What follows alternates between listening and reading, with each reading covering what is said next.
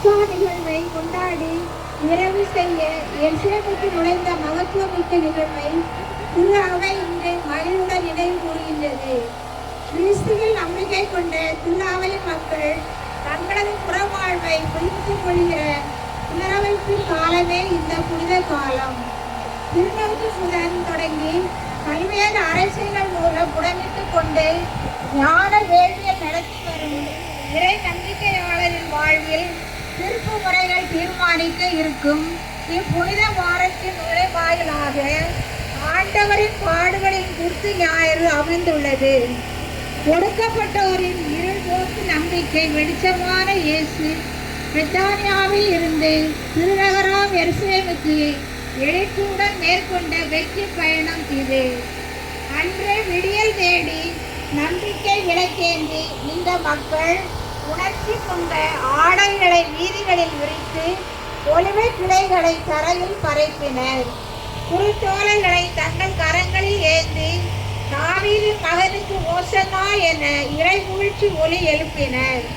இயேசுவின் எழுச்சிமிக்க வருகை சமூகத்தில் ஏற்றத்தையும் மாற்றத்தையும் ஏற்படுத்தும் என வறியவரும் எளியவரும் திடமாக நம்பினர். தங்களின் கண்ணீர் துடைக்கப்படும் என்று உறுதியாய் எண்ணினர். நம்பிக்கையே வாழ்வு. நாமும் அந்த நம்பிக்கையுடன் இறை இயேசுவோடு இணைந்திட ஓசன்னா கீதம் எழுப்பி இச்சடங்கை பங்கேற்போம். மகனுக்கு ஓசன்னா, ஆண்டவர் பெயரால் வருகிறவர், ஆசி நிரம்ப பெற்றவரே, இஸ்ராயேலின் பேரரசே, உன்னதங்களிலே ஓசானா, உன்னதங்களிலே ஓசானா. இப்போது அருள் பணியாளரும் நம்பிக்கையாளரும் சிலுவை அடையாளம் வரையும் பொழுது அருட்பணியாளர் தந்தை மகன் தூய ஆவியாரின் பெயராலே என சொல்கின்றார். பின்னர் அருட்பணியாளர் வழக்கம் போல் மக்களை வாழ்த்துகின்ற இந்நாள் கொண்டாட்டத்தை அனைவரும் அறிந்து அதில் ஈடுபாட்டுடன் பங்கெடுக்க இவ்வார்த்தைகளை சிற்றுரையாக நம்பிக்கையாளருக்கு அழைப்பு விடுக்கின்றார். தந்தை மகன் தூய ஆவியாரின் பெயராலே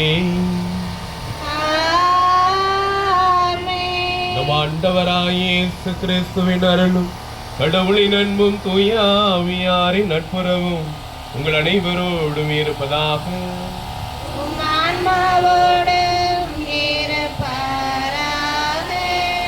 அன்புமிக்க சகோதர சகோதரிகளே, தவக்காலத்தின் தொடக்கத்தில் இருந்தே தவ முயற்சிகளாலும் பிறர் அன்பு பணிகளாலும் நம் இதயங்களை தயாரித்த பின் இன்று நாம் ஒன்று கூடியுள்ளோம்.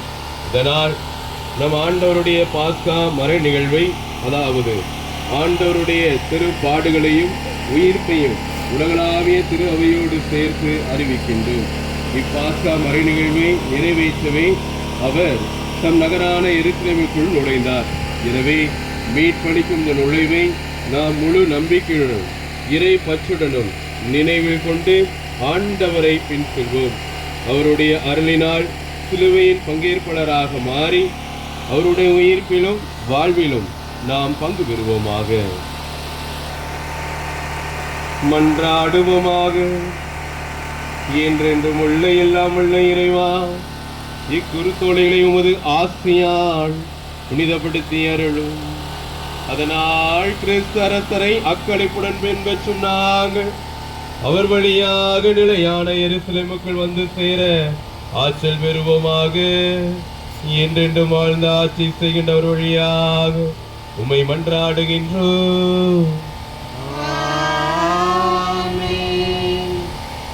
இப்போது அருள் பணியாளர் அமைதியாக குருத்தோலைகள் மீது புனித நீரை தெளிக்கின்றார். நற்செய்திக்கு பின் குருத்தோலைகள் மக்களுக்கு வழங்குவார்.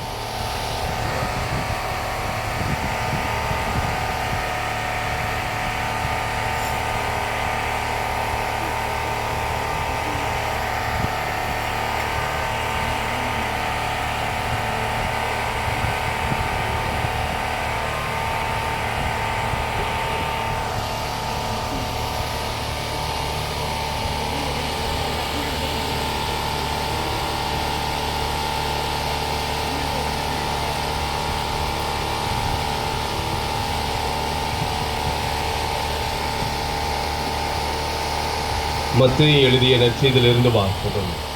அலகு 2, 21 இறைசு தொடர்கள் 1 தொடங்கி 11 முடிய. இயேசு தம் சீடரோடு எருசலேமில் நெருங்கி சென்று ஒலிவ மலை அருகில் இருந்த பெத்பகு என்னும் ஊரை அடைந்தபோது 2 சீடர்களை அனுப்பி, நீங்கள் உங்களுக்கு எதிரே இருக்கும் ஊருக்குள் செல்லுங்கள். சென்றவுடனே அங்கு கட்டி வைக்கப்பட்டிருந்த ஒரு கழுதையும் அதனோடு ஒரு குட்டியையும் காண்பீர்கள். அவற்றை அவிழ்த்து என்னிடம் கொண்டு வாருங்கள். யாராவது உங்களிடம் ஏதேனும் சொன்னார், இவை ஆண்டவருக்கு தேவை என சொல்லுங்கள். உடனே அவர் அவற்றை அனுப்பிவிடுவார் என்றார். மகள் சீயோனிடம் சொல்லுங்கள், இதோ உன் அரசர் உன்னிடம் வருகிறார். அவர் எளிமையுள்ளவர், கழுதையின் மேல் ஏறி வருகிறார், கழுதை குட்டியின் மேல் அமர்ந்து வருகிறார் என்று இறைவாக்கினர் உரைத்தது நிறைவேற இவ்வாறு நிகழ்ந்தது. சீடர்கள் போய் இயேசு தங்களுக்கு பணித்தபடியே செய்தார்கள். அவர்கள் கழுதையையும் குட்டியையும் ஓட்டிக்கொண்டு வந்து அவற்றின் மேல் தங்கள் மேலுடைகளை போட்டு இயேசுவை அமரச் செய்தார்கள். பெருந்திரளான மக்கள் தங்கள் மேலுடைகளை வழியில் விரித்தார்கள். வேறு சிலர் மரங்களிலிருந்து கிளைகளை வெட்டி வழியில் பரப்பினார்கள். அவருக்கு முன்னேயும் பின்னையும் சென்ற கூட்டத்தினர், தாவீதின் மகனுக்கு ஓசன்னா, ஆண்டவர் பேரால் வருகிறவர் ஆசி பெற்றவர், உன்னதத்தில் ஓசன்னா என்று சொல்லி ஆர்ப்பரித்தனர். அவர் எருசலேமுக்குள் சென்றபோது நகரம் முழுவதும் பரபரப்படைய இவர் யார் என்னும் கேள்வி எழுந்தது. அதற்கு கூட்டத்தினர், இவர் இறைவாக்கினர் இயேசு, கலிலேயாவில் உள்ள நாசரேத்தை சேர்ந்தவர் என்று பதிலளித்தார். ஆண்டவரின் அருள்வாக்கு. கிறிஸ்துவே உமக்கு புகழ்.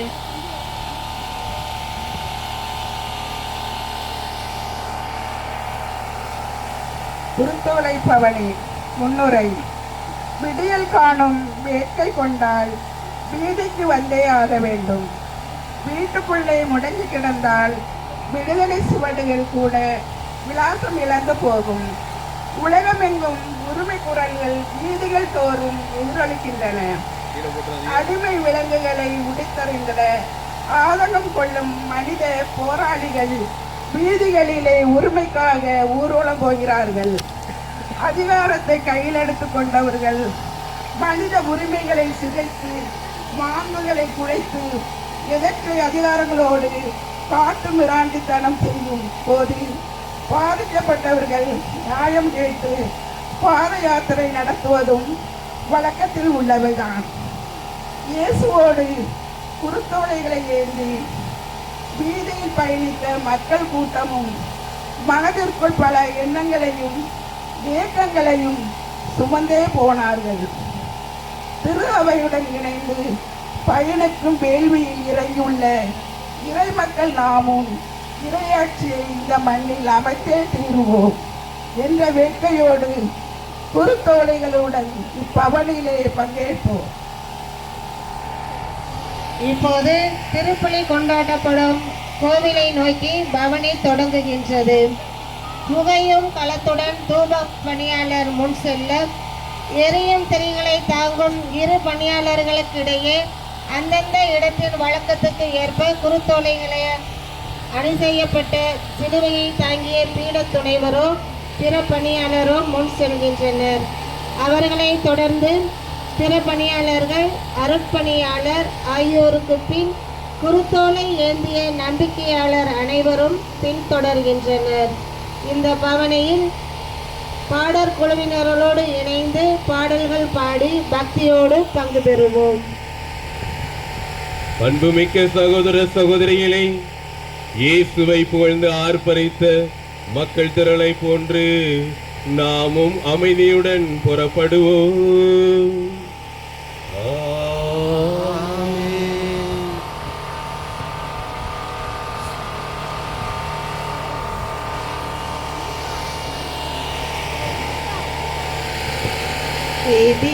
எதிரேயர்களின் சிறுவர் குலாம் ஒளிவ கிளைகள் பிடித்தவராய் உன்னதங்களிலே ஓசன்னா என்று முழங்கிய பரிசு ஆண்டவரை எதிர்கொண்டனரே.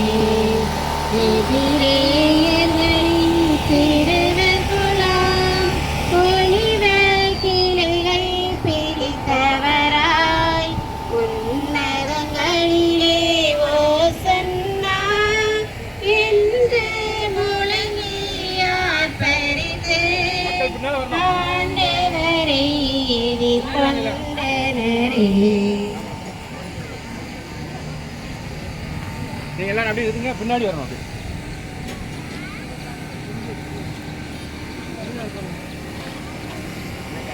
கிறிஸ்து அரசே இரட்சகரே, இது மகிமை வணக்கம் புகழ் உமக்கே. எழிலார் திருவருள் பாடின ஓசன்னா, எபிரேயர்களின் மக்கள்களே, ஒருத்தரை ஏந்தி எதிர்கொண்டார். ஜெபமும் கீதமும் காணிக்கையும் கொண்டேயம் இதோ வருகின்றோம். கிறிஸ்து அரசே இரட்சகரே, மகிமை வணக்கம் புகழ் உமக்கே. எழிலா சிறுவர் திரள் உமக்கே. அன்புடன் பாடினர்வோ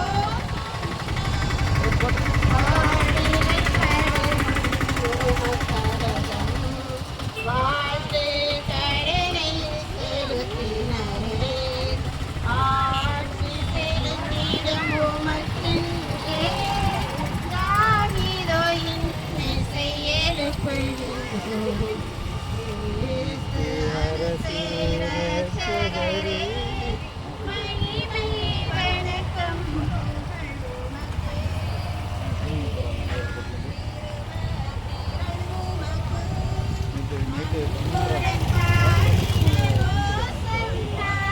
கணக்கான வருடங்களால் எம்மாண்டவரே உம்மை எதிர்பார்த்தோம்.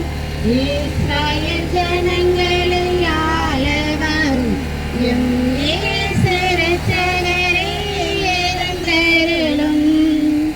ஓசானா தாவீதின் புதல்வா, ஓசானா ஓசானா ஓசானா. மாமரி வயிற்றினில் பிறந்தவரே, மாமுனி சுசை கரங்களில் வளர்ந்தவரே, மானிட குலத்தில் உதித்தவரே, எம் மன்னவரே, எழுந்தருளீரே. ஓசானா.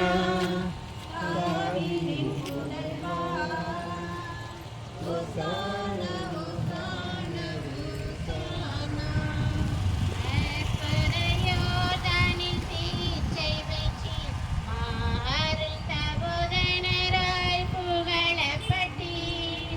ஆகாயங்களை நீர் திறந்து உம் ஆதி பிதாவிடம் பதவி பெற்றீர்.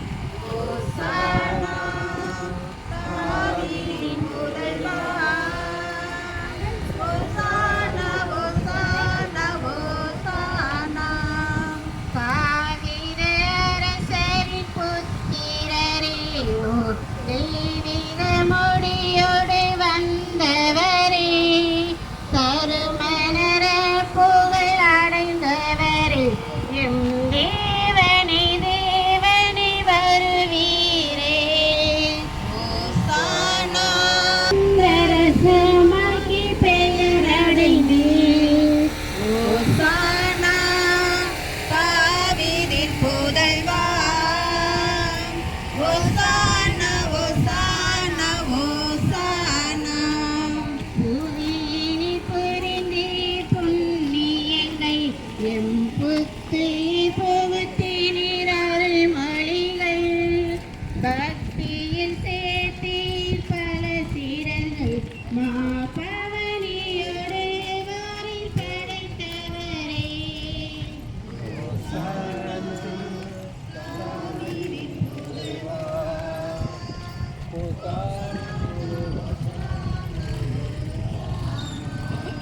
உமது ஜெய கொடியால் எம் கர்த்தரை சீக்கிரம் நடப்பீரே. ஓசானா தாவீதின் புதல்வா, ஓசானா ஓசானா ஓசானா. உலகமே உமது அரிய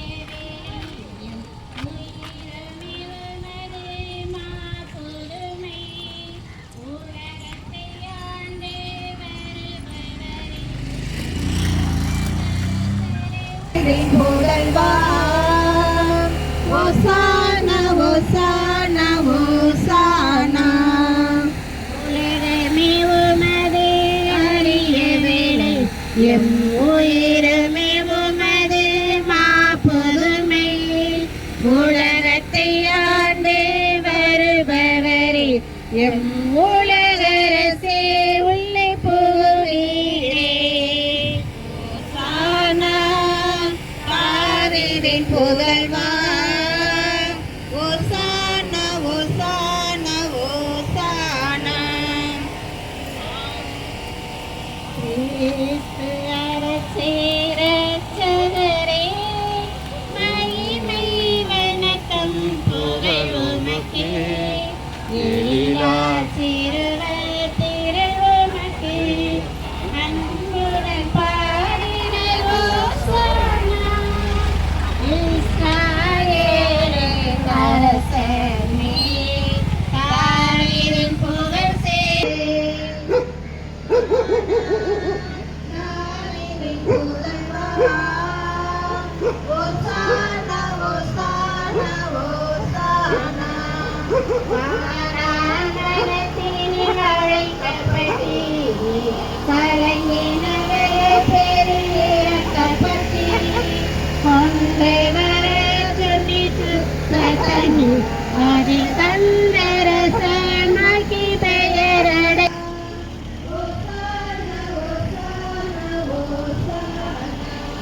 புதியில் புரிந்து புண்ணியங்கள் புத்தியில் புவத்தினில் அருள்மொழிகள் பக்தியில் சேர்த்து பல சீடர்கள் மாபவனியோடு வரு படைத்தவரே ஓசானா தாவீதின் புகழ்வா ஓசானா ஓசானா ஓசானா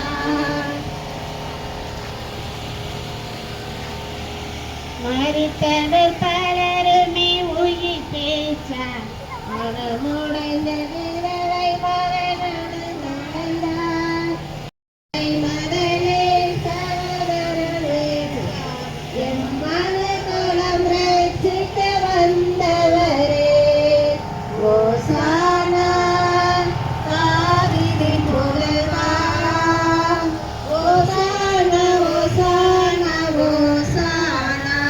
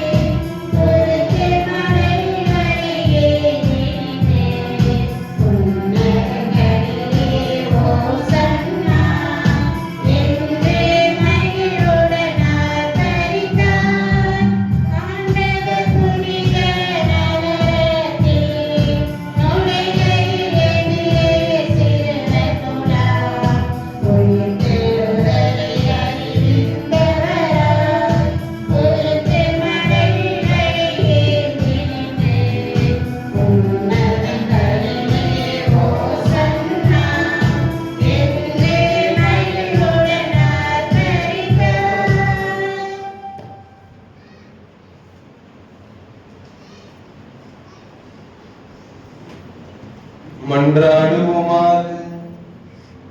என்றென்றும் உள்ள எல்லாம் உள்ள இறைவா, தாழ்மையின் எடுத்துக்காட்டை மனிதை நம் பின்பற்ற எங்கள் மீட்பரை மனித உடல் எடுக்கவும் சிலுவையை ஏற்றுக்கொள்ளவும் செய்தீரே.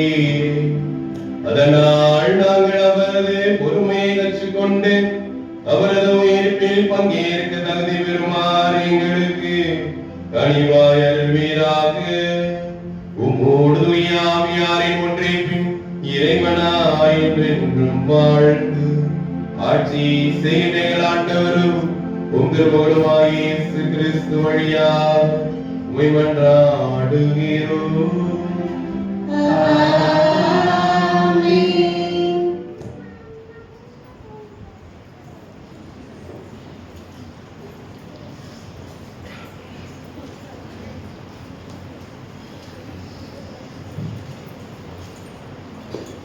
நம்முடைய உணர்வுகள் அசைவுகள் ஒவ்வொன்றையும் அறிந்து செயல்படுகிறவர் தான் நம்முடைய கடவுள்.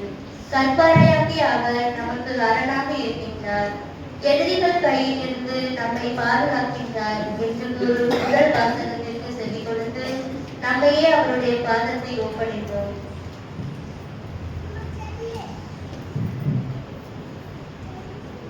இறைவாக்கினர் எசாயா நூலிலிருந்து வாசகம். அதிகாரம் 50. இறை வார்த்தைகள் 4 முதல் 7 முடிய. நலிந்தவனை நல்வாக்கால் ஊக்குவிக்கும் அறிவை நான் பெற்றிட ஆண்டவராகிய என் தலைவர் கற்றோனின் நாவை எனக்கு அளித்துள்ளார். காலைதோறும் அவர் என்னை தட்டி எழுப்புகின்றார். கற்போர் கேட்பது போல் நானும் செவி கொடுக்க செய்கின்றார். ஆண்டவராகிய என் தலைவர் என் செவியை திறந்துள்ளார். நான் கிளர்ந்தளவில்லை, விலகிச் செல்லவும் இல்லை. அடிப்போர்க்கு என் முதுகையும் தாடியை பிடுங்குவோர்க்கு என் தாடையையும் ஒப்புவித்தேன். நிந்தனை செய்வோர்க்கும் காரி உமிழ்வோர்க்கும் என் முகத்தை மறைக்கவில்லை. ஆண்டவராகிய என் தலைவர் துணை நிற்கின்றார். நான் அவமானம் அடையேன். என் முகத்தை கற்பாரை ஆக்கிக் கொண்டேன். இழிநிலையை நான் அடைவதில்லை என்று அறிவேன். இது ஆண்டவர் வழங்கும் அருள்வாக்கு.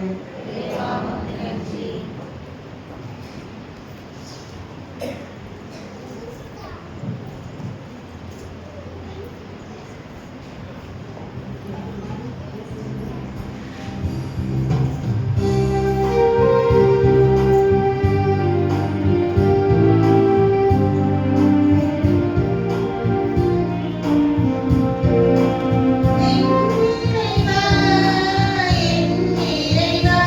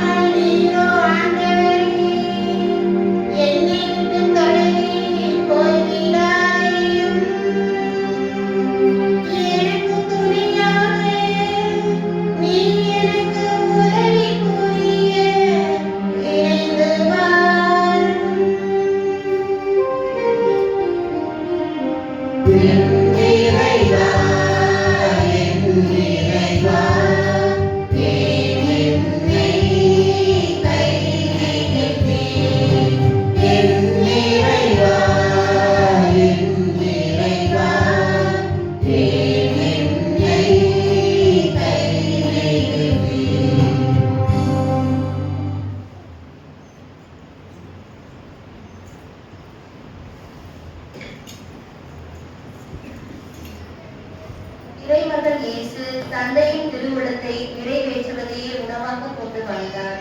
தந்தையும் மக்களின் கீழ்ப்படிதல் மிகுந்த வாழ்க்கையை கண்டு அவரை பெருமைப்படுத்துகிறார் என்ற உண்மையை தூய பவுல் அடிகளார் இந்த வாசகத்தில் வெளிப்படுத்துகின்றார். நாமும் கடவுளுக்கு கீழ்ப்படிந்து வாழ்வோம் என்ற மனநிலையோடு வாசகத்திற்கு செல்கிறோம். திருக்குறள் பவுல் பிலிப்பியருக்கு எழுதிய திருக்குறளிலிருந்து வாசகம். அதிகாரம் 2 வசனங்கள் 6 முதல் 11. கடவுள் வடிவில் இலக்கிய கிறிஸ்து கடவுளுக்கு இணையாயிருக்கும் நிலையை வலித்து பற்றி கொண்டிருக்க வேண்டியவற்றாக கருதவில்லை. ஆனால் தம்மையே வெறுமையாக்கி அடிமையின் வடிவை ஏற்று மனிதருக்கு ஒப்பானார்.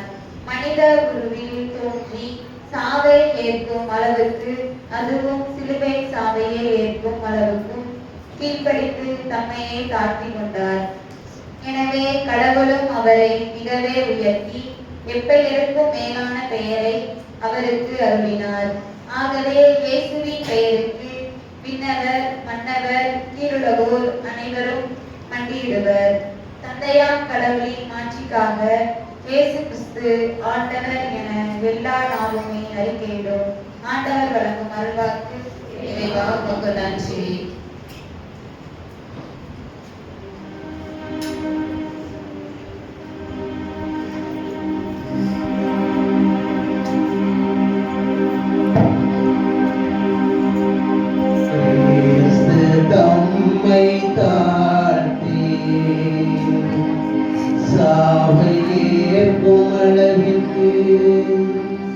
அதுவும் சிலுவை சாவியேற்கும் அளவிற்கு கீழ்ப்படிபவரானார்.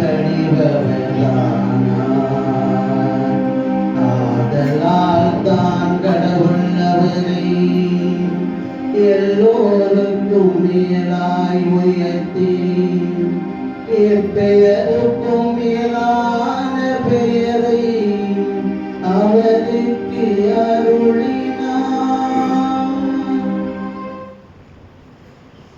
மத்தேயு எழுதியபடி நம் ஆண்டவராகிய இயேசு கிறிஸ்துவின் திருப்பாடுகள்.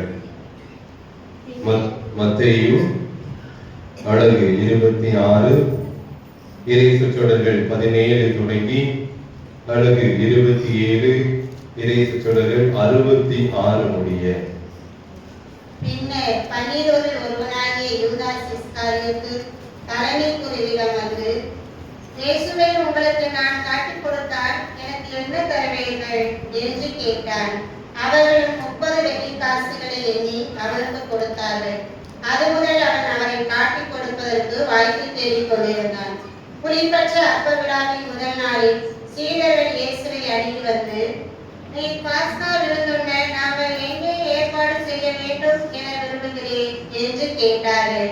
இயேசு அவர்களிடம், நீங்கள் புறப்பட்டு நகருக்குள் சென்று இன்னாரிடம் போய், எனது நேரம் நெருங்கி வந்துவிட்டது, என் சீடர்களோடு உன் வீட்டில் பாஸ்கா கொண்டாட போகிறேன் என போதகர் கூறுகிறார் என சொல்லுங்கள் என்றார். இயேசு தங்களுக்கு கணித்தபடியே சீடர்கள் செயல்பட்டு பாஸ்கா விருந்துக்கு ஏற்பாடு செய்தார்கள். மாலை வேளையானதும் அவர் 12 பந்தியில் அமர்ந்தார். அவர்கள் உண்டு கொண்டிருந்த பொழுது அவர், உங்களுள் ஒருவன் என்னை காட்டிக் கொடுப்பார் என உறுதியாக உங்களுக்கு சொல்கிறேன் என்றார்.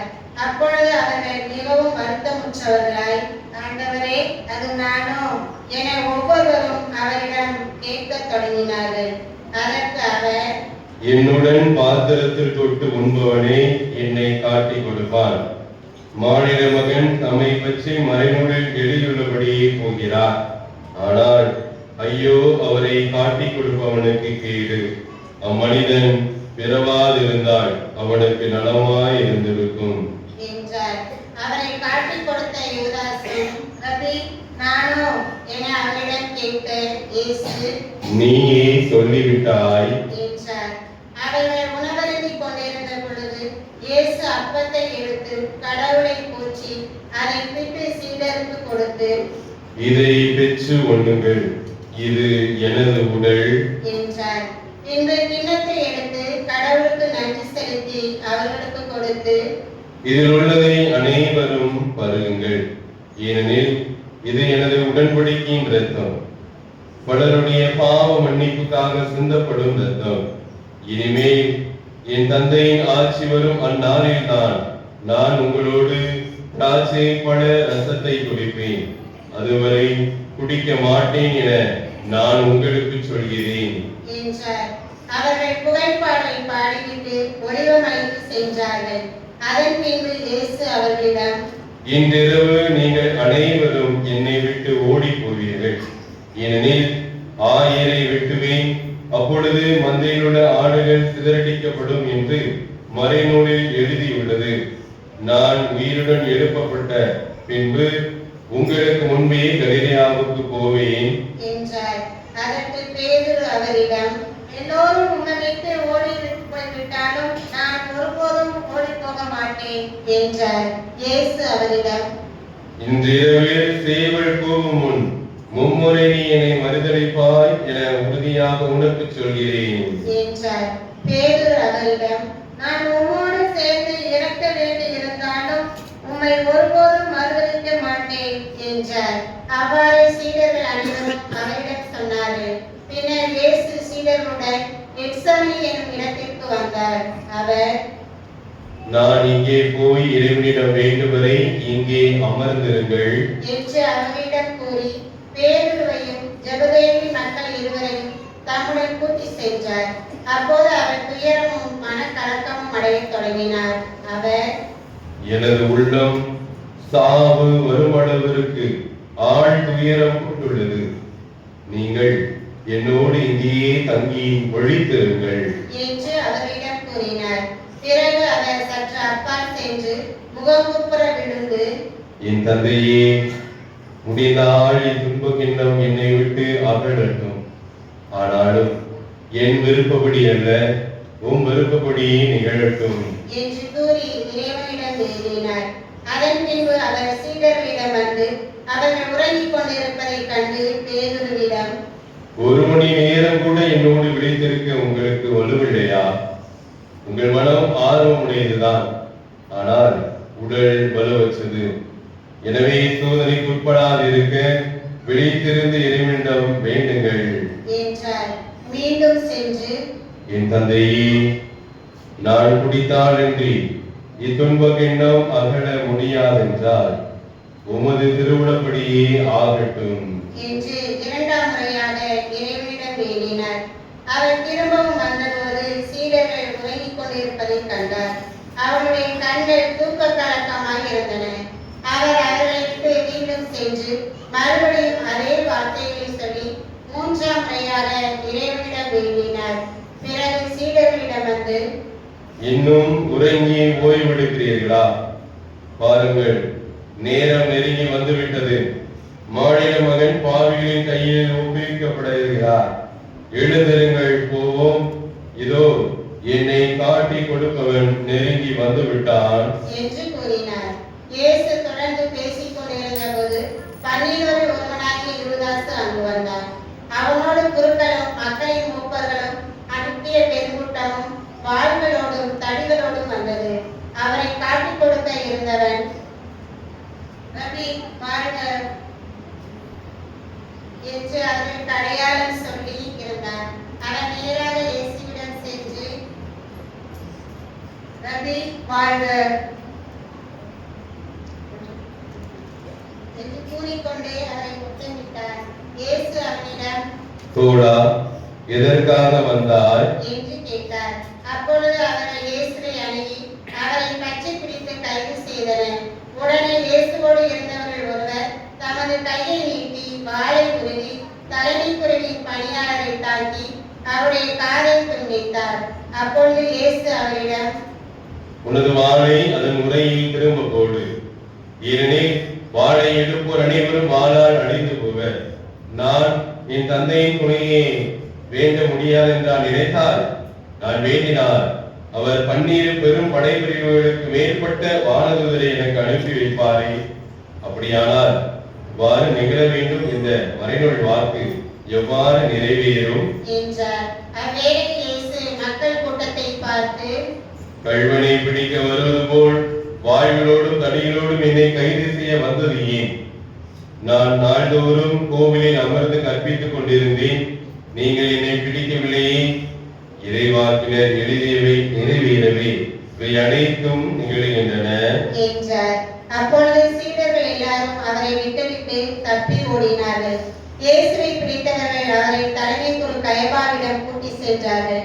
அங்கே மறைநூல் அறிஞரும் மூப்பர்களும் கூடி வந்தார்கள். பேதுரு தொலையில் அவரை பின்தொடர்ந்து தலைமை குருவின் வீட்டு முற்றம் வரை வந்து வழக்கின் முடிவை பற்றி தெரிந்து கொள்வதற்காக உள்ளே நுழைந்து காவலரோடு உட்கார்ந்திருந்தார். தலைமை குருக்களும் தலைமை சங்கத்தார் அனைவரும் இயேசுவுக்கு மரண தண்டனை விதிக்க அவருக்கு எதிராக பொய் சாட்சி தேடினர். பல பொய் சாட்சிகள் முன்வந்தும் ஏற்ற சாட்சி கிடைக்கவில்லை. இறுதியாக இருவர் முன்வந்தனர். அவர்கள், இவன் கடவுளுடைய திருக்கோவிலை இடித்து அதை 3 நாளில் கட்டி எழுப்ப என்னால் முடியும் என்றார் என்று கூறினார்கள். அப்பொழுது தலைமை குரு எழுந்து அவரிடம், இவர்கள் உமக்கு எதிராக கூறும் சான்றுக்கு மறுமொழி கூற மாட்டாயா என்று கேட்டார். ஆனால் இயேசு பேசாதிருந்தார். மேலும் தலைமை குரு அவரிடம், நீ கடவுளின் மகனாகிய மெசியாவா? வாழும் கடவுளின் பெயரால் ஆணைத்து சொல்லுமாறு உன்னிடம் கேட்கிறேன் என்றார். அதற்கு இயேசு, நீரே சொல்லுகிறேன்.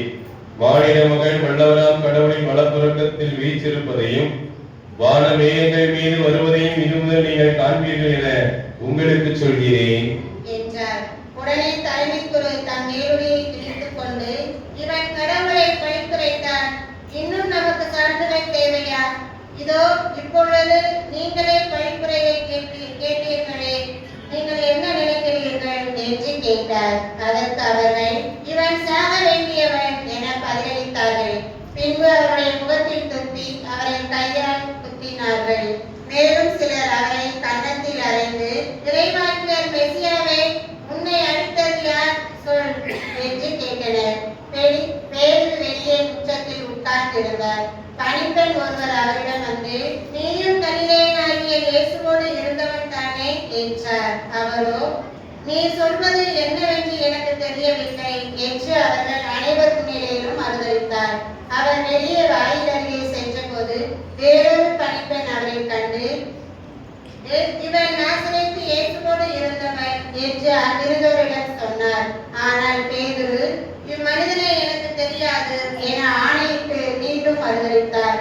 சற்று நேரத்திற்கு பின் அங்கே நின்றவர்கள் பேதுருவிடம் வந்து, உண்மையாகவே நீயும் அவர்களை சேர்ந்தவனே, ஏனெனில் உன் பேச்சு உன்னை யாரென்று காட்டிக் கொடுக்கிறது என்று கூறினார்கள். அப்பொழுது அவர், இந்த மனிதனை எனக்கு தெரியாது என்று சொல்லி சபிக்கவும் ஆணையிடவும் தொடங்கினார். உடனே சேவல் கூறிற்று. அப்பொழுது சேவல் கூவும், நீ என்னை 3 முறை மறுதளிப்பாய் என்று இயேசு கூறியதை பேதுரு நினைவு கூர்ந்து வெளியே சென்று மனம் நொந்து அழுதார். பொழுது விழுந்ததும் தலைமை குருக்கள் மக்களின் மூப்பர்கள் யாவரும் இயேசுவை கொல்ல அவருக்கு எதிராக ஆலோசனை செய்தனர். அவரை கட்டி இழுத்துச் சென்று ஆளுநர் பிலாத்திடம் ஒப்புவித்தனர். அதன்பின் இயேசு தண்டனை தீர்ப்பு அடைந்ததை கண்டபோது அவரை காட்டிக் கொடுத்த யூதாசு மனம் மருதி தலைமை குருக்களிடமும் மூப்பர்களிடமும் 30 வெள்ளிக்காசுகளையும் திருப்பிக் கொண்டு வந்து, பாவம் இல்லாதவரை காட்டிக் கொடுத்து பாவம் செய்து என்றார். அதற்கு அவர்கள், அதை பற்றி எங்களுக்கு என்ன, நீயே பார்த்துக்கொள் என்றார்கள். அதன் பின்பு அவன் அந்த வெள்ளிக்காசுகளை கோவிலில் எரிந்துவிட்டு புறப்பட்டு போய் தூக்கு போட்டுக் கொண்டான். தலைமை குருக்கள் வெள்ளிக்காசுகளை எடுத்து, இது இரத்தத்திற்கான விலையாததால் இதை கோவில் காணிக்கை பெட்டியில் போடுவது முறையல்ல என்று சொல்லி கலந்தாலோசித்து அந்நியரை அடக்கம் செய்ய அவற்றை கொண்டு உயர நிலத்தை வாங்கினார்கள். இதனால் தான் அந்த நிலம் இரத்த நிலம் என இன்று வரை அழைக்கப்படுகிறது. இஸ்ரேல் மக்களால் விலைமதிக்கப்பட்டவருடைய விலையான 30 வெள்ளிக்காசுகளையும் கையில் எடுத்து, ஆண்டவர் எனக்கு படித்தபடியே அதை உயர நிலத்திற்கு கொடுத்தார்கள் என்று இறைவாக்கினர் எரேமியா உரைத்தது அப்பொழுது நிறைவேறியது. இயேசு ஆளுநர் பிலாத்து முன்னிலையில் நின்று கொண்டிருந்தார். ஆளுநர் அவரை நோக்கி, நீ யூதரின் அரசனா என்று கேட்டார். அதற்கு இயேசு, அவ்வாறு நீ சொல்கிறீர் என்று கூறினார். மேலும் தலைமை குருக்களும் மூப்பர்களும் அவர் மீது குற்றம் சுமத்திய போது அவர் மறுமொழி எதுவும் கூறவில்லை. பின்பு பிலாத்து அவரிடம், உனக்கு எதிராக எத்தனையோ சான்றுகள் கூறுகிறார்களே, உனக்கு கேட்கவில்லையா என்றான். அவரோ ஒரு சொல் கூட அவருக்கு மறுமொழியாக கூறவில்லை. ஆகவே ஆளுநர் மிகவும் வியப்புற்றார். மக்கள் விரும்பி கேட்கும் ஒரு கைதியை அவர்களுக்காக விழாவின் போது ஆளுநர் விடுதலை செய்வது வழக்கம். அந்நாளில் பரபா என்னும் பேர் போன கைதி ஒருவன் இருந்தான். மக்கள் ஒன்று கூடி வந்திருந்த போது பிலாத்து அவர்களிடம், நான் யாரை விடுதலை செய்ய வேண்டும் என விரும்புகிறீர்கள்? பரபாவையா அல்லது மெசியா என்னும் இயேசுவையா என்று கேட்டார். ஏனெனில் அவர்கள் பொறாமையால் தான் இயேசுவை தன்னிடம் ஒப்புவித்திருந்தார்கள் என்பது அவனுக்கு தெரியும். பிலாத்து நடுவர் இருட்டை மீது அமர்ந்திருந்த பொழுது அவனுடைய மனைவி அவனிடம் ஆள் அனுப்பி, அந்த நேர்மையாளரின் வழக்கில் நீ தலையிட வேண்டாம், ஏனெனில் அவர் பொருட்டு எஞ்சிய கனவை மிகவும் துன்புற்றேன் என்று கூறினார். ஆனால் தலைமை பொருட்களும் மூப்பர்களும் பராபரை விடுதலை செய்ய கேட்கவும் இயேசுவை தீர்த்து கட்டவும் கூட்டத்தினரை தூண்டிவிட்டார்கள். ஆளுநர் அவர்களை பார்த்து, இவ்விருவருள் யாரை விடுதலை செய்ய வேண்டும்? உங்கள் விருப்பம் என்ன என கேட்டார். அதற்கு அவர்கள் பரபாவை என்றார்கள். பிலாத்து அவர்களிடம், அப்படியானால் மெசியா என்னும் இயேசுவை நான் என்ன செய்ய வேண்டும் என்று கேட்டான். அனைவரும் சிலுவையில் அறையும் என்று பதிலளித்தனர். அதற்கு அவன், இவன் செய்த குற்றம் என்ன என்று கேட்டான். அவர்களோ சிலுவையில் அறையும் என்று இன்னும் உரக்க கத்தினார்கள். பிலாத்து தன் முயற்சியால் பயனேதும் ஏற்படவில்லை, மாறாக கலகமே உருவாகிறது என்று கண்டு கூட்டத்தின் முன்னிலையில் தண்ணீரை எடுத்து, இவனது இரத்தப்பழியில் எனக்கு பங்கு இல்லை, நீங்களே பார்த்துக் கொள்ளுங்கள் என்று கூறி தன் கைகளை கழுவினான். அதற்கு மக்கள் அனைவரும் குருக்களிடம், இவனுடைய இரத்தப்பழி எங்கள் மேலும் எங்கள் பிள்ளைகள் மேலும் விழட்டும் என்று பதில் கூறினர். அப்போது அவன் பராபாவை அவர்கள் விருப்பத்திற்கிணங்க விடுதலை செய்தான். இயேசுவை கசையால் அடித்து சிலுவையில் அறையுமாறு ஒப்புவித்தான். ஆளுநரின் படை வீரர் இயேசுவை ஆளுநர் மாளிகைக்கு கூட்டி சென்று அங்கிருந்த படைப்பிரிவினர் அனைவரையும் அவர் முன் ஒன்று கூட்டினர். அவருடைய ஆடைகளை குறித்து கருஞ்சிவப்பு நிறமுள்ள கலர் அங்கியை அவருக்கு அணிவித்தனர். அவர்கள் ஒரு முள்முடி பின்னி அவர்கள் தலையின் மேல் வைத்து அவருடைய வழக்கையில் ஒரு கோலை கொடுத்து அவர் முன் முழங்கால் படியிட்டு, யூதரின் அரசனை வாழ்க என்று சொல்லி ஏளனம் செய்தனர். அவர் மேல் துப்பி அக்கோலை எடுத்து அவருடைய தலையில் அடித்தனர். அவரை ஏளனம் செய்த பின் அவர் மேல் இருந்த கலர் அங்கியை கலற்றிவிட்டு அவருடைய ஆடைகளை அணிவித்து அவரை சிலுவையில் அறைவதற்காக இழுத்துச் சென்றனர். அவர்கள் வெளியே சென்ற போது சீரியன் ஊரைச் சேர்ந்த சீமோன் என்ற பெயருடைய ஒருவரை கண்டார்கள்.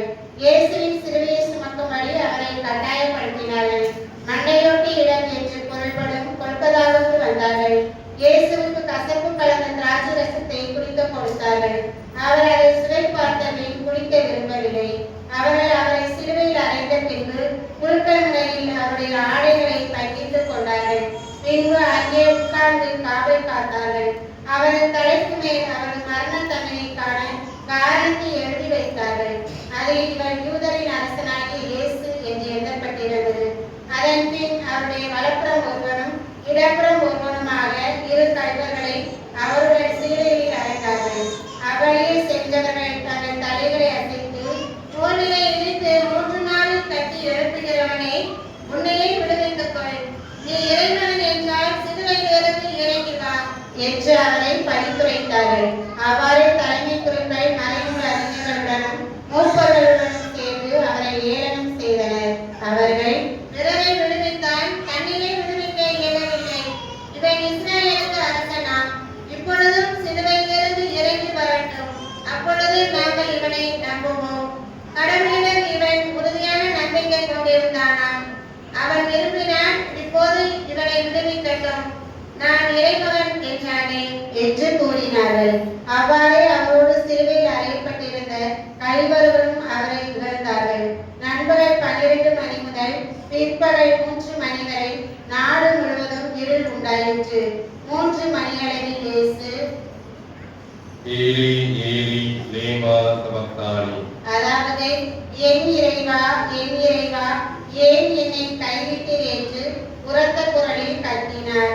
அங்கே நின்று கொண்டிருந்தவர்கள் சிலர் அதை கேட்டு, இவன் எலியாவை கூப்பிடுகிறான் என்றனர். உடனே அவர்கள் ஒருவர் ஓடிச் சென்று கடற்பஞ்சை எடுத்து குளிக்கை திராட்சரசத்தில் தோய்த்து அதை கோழியில் மாட்டி அவருக்கு குடிக்க கொடுத்தார். மற்றவர்களோ, பொருள் எலியா என்றார்கள். இயேசு மீண்டும் உரத்த குரலில் கத்தி உயிர் விட்டார். அனைவரும் முழங்கால் படியிட்டு சிறிது நேரம் மௌனமாக நின்றனர்.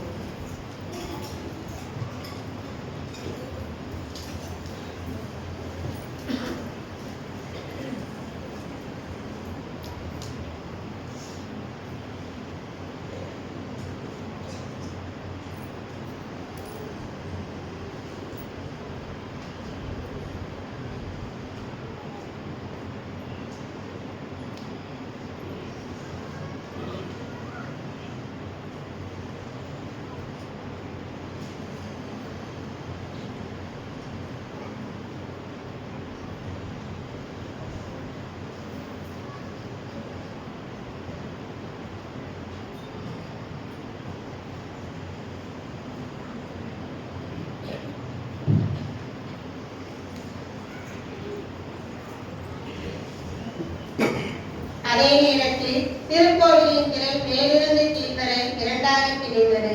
நிலம் நடுங்கியது, பாறைகள் பிளந்தன, கல்லறைகள் திறந்தன. இறந்த இறை மக்கள் பலரின் உடல்கள் உயிருடன் எழுப்பப்பட்டன. இயேசுவின் உயிர்த்தெழுதலுக்கு பின்பு இவர்கள் கல்லறைகளில் இருந்து வெளியே வந்து எருசலேம் திருநகரத்துக்கு சென்று பலருக்கு தோன்றினார்கள். நூற்றுவ தலைவரும் அவரோடு இயேசுவை காவல் காத்தவர்களும் நிலநடுக்கத்தையும் நிகழ்ந்த யாவற்றையும் கண்டு மிகவும் அஞ்சி, இவர் உண்மையாகவே இறைமகன் என்றார்கள். கலிலேயாவில் இருந்து இயேசுவை பின்பற்றி அவருக்கு பணிவிடை செய்து வந்த பல பெண்களும் அங்கிருந்தார்கள். அவர்கள் தொலைவில் நின்று உற்று நோக்கிக் கொண்டிருந்தார்கள். அவரிடையே மகதலா மரியாவும், யாக்கோபு, யோசேப்பு ஆகியோரின் தாய் மரியாவும், ஜெபதேவி மகனுடைய தாயும் இருந்தார்கள். மாலை வேளையானதும் அரிமத்தியா ஊரை சேர்ந்த யோசேப்பு என்னும் பெயர் கொண்ட செல்வர் ஒருவர் அங்கே வந்தார். அவரும் இயேசுவுக்கு சீடராய் இருந்தார். அவர் பிலாத்திடம் போய் இயேசுவின் உடலை கேட்டார். பிலாத்தும் அதை கொடுத்து விட கட்டளையிட்டார். யோசேப்பு அவ்வுடலை பெற்று தூய்மையான மெல்லிய துணியால் சுற்றி சமக்கென பாறை வெட்டியிருந்த புதிய கல்லறையில் கொண்டு போய் வைத்தார். அதன் வாயிலில் ஒரு பெருங்கல்லை உருட்டி வைத்துவிட்டு போனார். அப்பொழுது மகதலா மரியாவும் வேறொரு மரியாவும் அங்கே கல்லறைக்கு எதிரே உட்கார்ந்திருந்தனர். மறுநாள், அதாவது ஆயத்த நாளுக்கு அடுத்த நாள், தலைமை குருக்களும் பரிசேயர்களும் பிலாத்திடம் கூடி வந்தார்கள். அவர்கள், ஐயா, அந்த மனிதர் உயிருடன் இருந்த பொழுது 3 நாட்களுக்கு பின் நான் உயிருடன் எழுப்பப்படுவேன் என்று சொன்னது எங்களுக்கு நினைவில் இருக்கிறது. ஆகையால் 3 நாள் வரை கல்லறையை கருத்தாய் காவல் செய்ய கட்டளையிடும். இல்லையெனில் அவருடைய சீடர்கள் ஒருவேளை வந்து அவன் உடலை திருடி சென்றுவிட்டு இறந்த அவர் உயிருடன் எழுப்பப்பட்டார் என்று மக்களிடம் சொல்ல நேரிடும். அப்பொழுது முந்தின ஏமாற்று வேலையை விட பிந்தினது மிகுந்த கேடு விளைவிக்கும் என்றனர். அதற்கு பிலாத்து அவர்களிடம், உங்களிடம் காவல் வீரர்கள் இருக்கிறார்கள், நீங்களே போய் உங்களுக்கு தெரிந்தபடி கருத்தாய் காவல் செய்யுங்கள் என்றார். அவர்கள் போய் கல்லறையில் மூடியிருந்த கல்லுக்கு முத்திரை வைத்து காவல் வீரரை கொண்டு கருத்தாய் காவல் செய்ய ஏற்பாடு செய்தார்கள். அனைவரும் அமருவோம்.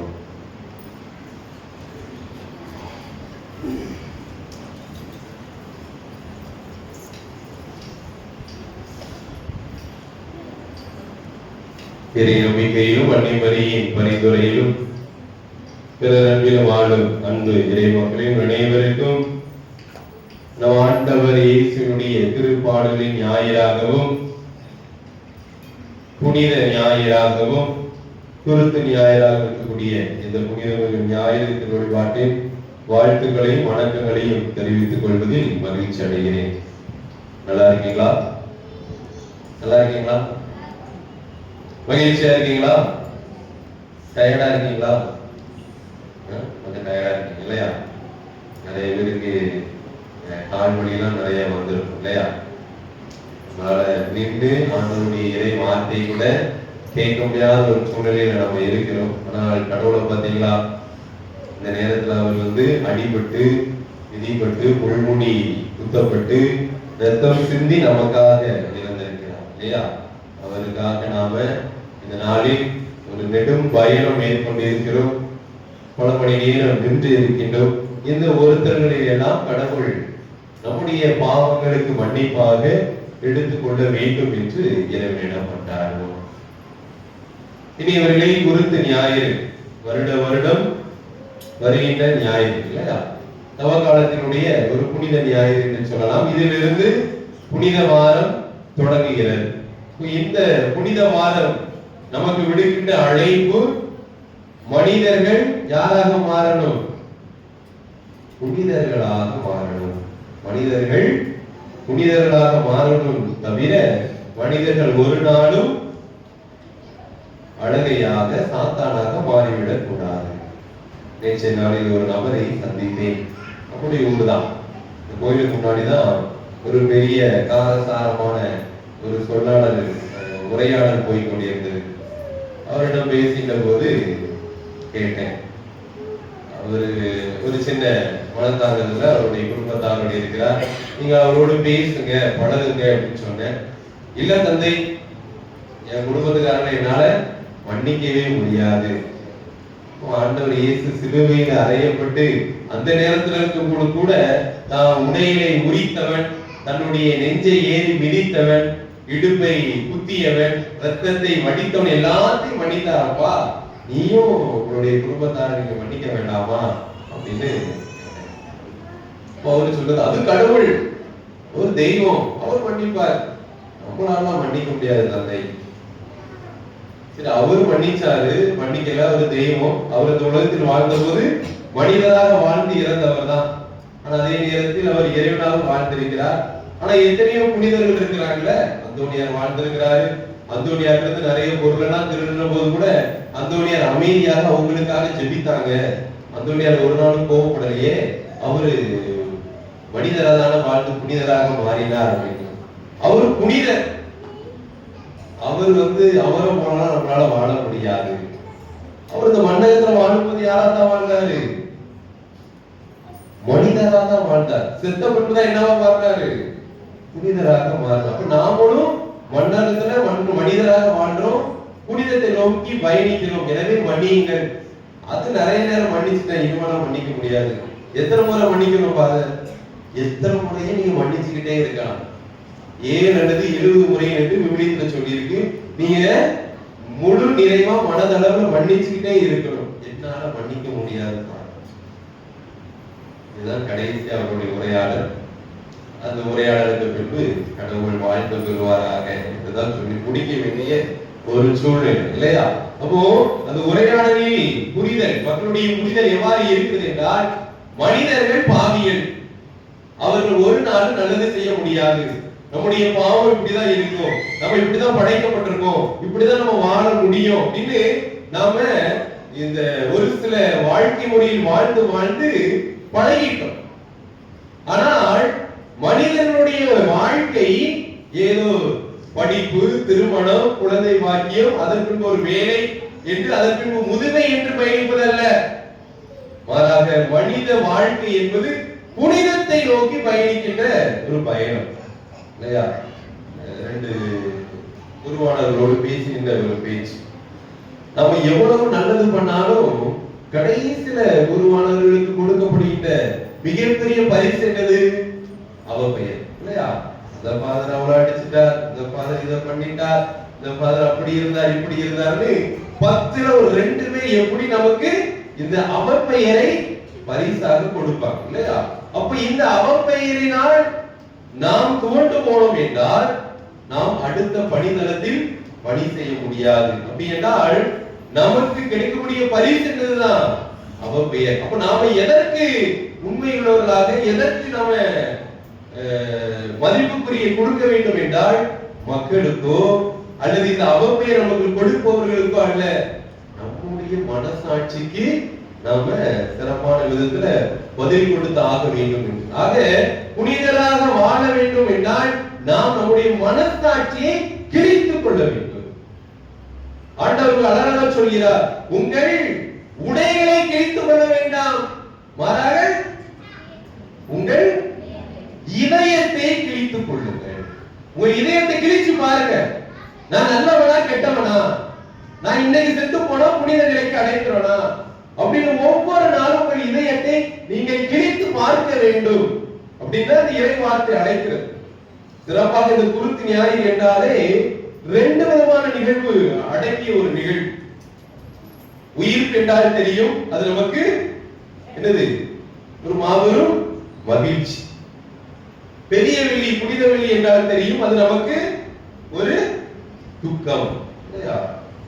ஆனால் குருத்து ஞாயிறு மட்டும்தான் இந்த மகிழ்ச்சியும் இந்த துக்கமும் அடங்கியும் இருந்தார். நமக்கு இருந்து நீங்க அழகா பவனி வந்தோம், தாவீது மகனுக்கு ஓசன்னா அப்படின்னு நல்லா ஆனந்தமா பாடணும். நம்முடைய தெருக்களை நடந்து வந்தோம், பக்கத்துல இருக்கிற பார்த்தோம், சிரிச்சோம். ரொம்ப அழகா காலையில் இருக்கிற மக்கள் நம்ம வியந்து பார்த்தாங்க. பல பேர் போட்டோ படம் பிடிச்சாங்க இல்லையா? ஒட்டுமொத்த கோட்டுமே ஒரு அரள விட்டுட்டோம். மிக சிறப்பா நம்முடைய இந்த ஆலயத்துக்குள் வந்திருக்கிறோம். 4 ஊர்கள் இணைந்து இந்த ஆலயத்துல கூடி இருக்கிறோம். எல்லாரும் கையிலும் குருத்தோலை இருக்கு. சின்ன பிள்ளைங்களும் ஆட்டி ஆட்டி ஆட்டி விளையாட்டாச்சு. மிக சிறப்பா எல்லாம் மகிழ்ச்சியாக மாறியாச்சு. ஆனால் உள்ள வந்த பிறகு மகிழ்ச்சி என்னவாக மாறுது? சிஸ்டர் எந்திரிச்சு வாயை திறந்து பாடின பாட்டு. என்ன பாட்டு? என் இறைவா, என் இறைவா, ஏன் என்னை கை நிகழ்ந்து. மகிழ்ச்சிக்கு இந்த பாட்டு தேவையா? தேவையா? என்ன பாடியிருக்கலாம்? சந்தோஷம் பொங்குதே, சந்தோஷம் பொங்குதே பாடியிருக்கலாம். ஆனா சிஸ்டர் என்ன பாட்டு பாடிட்டாங்க? என்ன பாட்டு பாடினாங்க? என்ன பாட்டு பாடினாங்க தாய்மார்களே? என் இறைவா, என் இறைவா, ஏன் என்னை கை நிகழ்ந்து. ஒரு அரசராக ஆர்ப்பரித்த நபர் என்ன சொல்றாரு? என் இறைவா, என் இறைவா, ஏன் என்னை கை நிகழ்ந்து என்று மிக சிறப்பான ஒரு துக்க நிறைந்த ஒரு திருப்பாடலை அவர் பாடுகிறார். இந்த நற்செய்தி வாசகம் இன்னைக்கு தேவையா? இன்னைக்கு தேவையா? இது பேசாம வெள்ளிக்கிழமை வாசிச்சிருக்கலாம்ல, அதெல்லாம் கரெக்டா இருக்கும். அப்படிதான் மக்களே. இன்னைக்கு சிறப்பா எல்லாரும் உள்ள வர்றது, இது குருத்தோலை பவனி, அது நம்ம அழகா வாசிச்சிருக்கலாம். எதற்கு ஆண்டவருடைய பாடுகள் வரைக்கும் நம்ம நற்செய்தி வாசகம் வாசிச்சிருக்கிறோம் அப்படின்னால் இது தொடக்கம் ஒரு மகிழ்ச்சியாக அமைந்தது குருத்தோலை பவனி. ஆனால் இந்த குருத்தோலை பவனி முடிந்து வருகின்ற வழிபாடு எல்லாம் ஆண்டவருடைய பாடுகளுக்கு, துக்கத்துக்கு, துயரத்துக்கு, அழுகைக்கு அழைத்து செல்கின்ற ஒரு பாடு. ஆண்டவர் எதை நினைத்து இந்த நாளில் இந்த மகிழ்வை, இந்த விழாவை கொண்டாடுகிறோம் என்றால் ஆண்டவர் இயேசு கிறிஸ்து எருசலேம் நகருக்குள் நுழைந்த ஒரு நிகழ்வு. எருசலேம் நகருக்குள் நுழைந்த போது மக்கள் அவரை யாராக ஏற்றுக்கொண்டார்கள்? அரசராக. தாவீதை போல், சவுலை போல், சாலமோனை போல் எங்களுக்கு வந்த பேர் அரசர் இவர். இவர் எங்களுக்கு மெசியா, இவர் எங்களுக்கு கடவுளின் மகன் என்று மக்கள் எல்லாரும் ஆர்ப்பரிப்போடு ஆண்டவர் இயேசுவை எருசலேம் நகருக்குள் அழைக்கிறார். வருகின்ற போது கூட ஒரு சிந்தனை வந்துச்சு இல்லையா? வழக்கமா ஒரு எம்எல்ஏ நம்ம ஊருக்கு வரதா இருந்தா என்ன பண்ணிருப்பாங்க?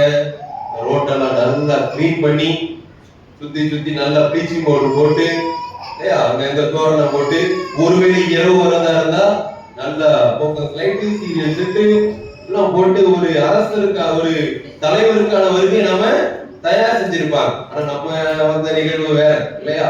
நம்ம பல நல்ல வாசனையோடும் நல்ல பார்வையோடும் நல்ல வேணுனே தான் காலைல திருப்பூடாம வந்தேன். அப்படியாவது ஏதாவது ஒரு மாற்றம் அந்த ஊர்ல வருதா இல்லையா? சரிங்களா? அந்த அளவுக்கு நாம சிறப்பான ஒரு அரசரை, ஒரு ஆண்டவரை நம்முடைய வீதியில நல்ல வாசனையோடும் நல்ல பார்வையோடும் நல்ல விதமான வகையில நம்ம அழைத்து வந்திருக்கு இல்லையா? ஆனால் எருசலேம் மக்கள் என்ன செஞ்சாங்க?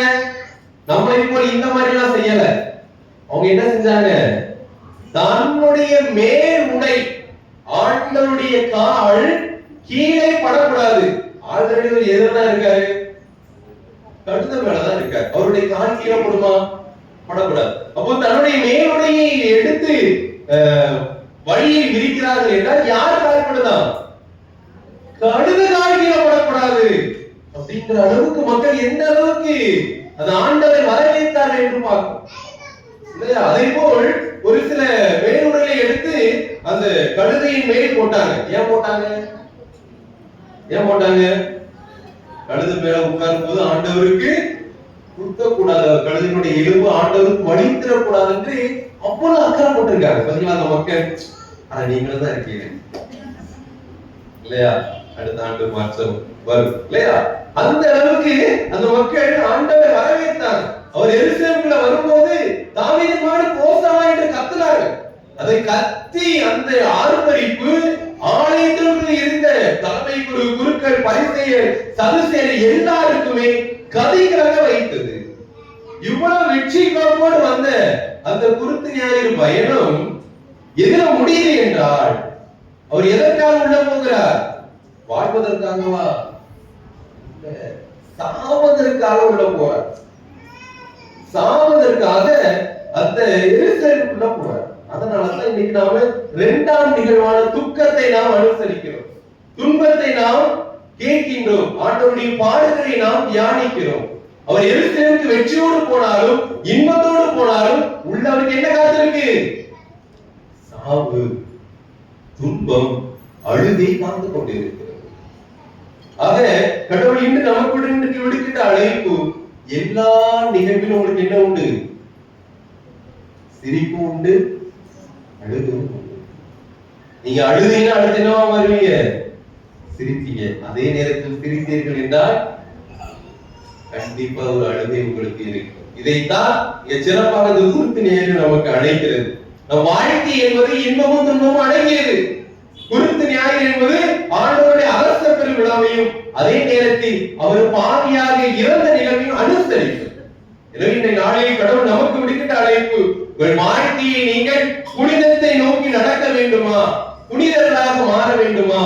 துன்பத்தை அனுசரியுங்கள், துன்பத்தை ஏற்றுக்கொள்ளுங்கள், அழுகையை ஏற்றுக்கொள்ளுங்கள், வலியை தாங்கிக் கொள்ளுங்கள், சாவை நோக்கி பயணிங்கள். அப்படி நீங்கள் வாழ்ந்தீர்கள் என்றால் வாழ்க்கையில் எந்த விதமான பாவத்திற்கும் இடம் கொடாது. மாறாக நாம் இன்பத்தை நோக்கி பயணித்தோம் என்றால் பாவம் நம் மீது தலைவிரித்தாடும். இதுதான் இன்றைய நாள் நமக்கு விடுக்கின்ற அழைப்பு. நாம் இந்த ஒரு வாரம், புனித வாரம், மிக சிறப்பாக புனிதத்தை நோக்கி பயணிக்கின்ற மக்களாக வாழும். நம்முடைய மனசாட்சி சொல்லும், இதை செய்யாத, இதை பேசாத, தங்க வார்த்தைகளை பயன்படுத்தாத, கோபப்படாத, யாரையும் சனியை திட்டாத, யார் மேலையும் பொறாமப்படாத, யாரையும் நீ ஏமாத்தாத, யாருக்கு லஞ்சம் கொடுக்காத, யார்கிட்டையும் பொய் பேசாத, பிள்ளைகள்கிட்ட அன்பா இருன்னு யாரு சொல்லுவா? தந்தை சொல்லுவாரா? இல்ல, உங்க மனசாட்சி சொல்லும். நம்ம பல நேரத்துல என்ன பண்ணிடுறோம்? இந்த மனசாட்சியை கொண்டுட்டு நாம விருப்பப்படி நமக்கு என்ன இன்பம் தருகிறதோ அதை செஞ்சு செஞ்சு வாழ்ந்து பழகிவிட்டதால் என்னவா மாறிடுறோம்? ஆவியாக மாறி. இன்றைய நாள் இந்த புனித வாரம், இந்த ஒரு வாரம் தயவு செய்து உங்க மனசாட்சி உங்களுக்கு சொல்லும். அந்த சொல்வதில் நல்லதை எடுத்துக்கொண்டு வாழ வரவேண்டி திருப்பணியில் இணைவோம். எழுந்து நின்று நம்முடைய நம்பிக்கையை அறிக்கையிடுவோம்.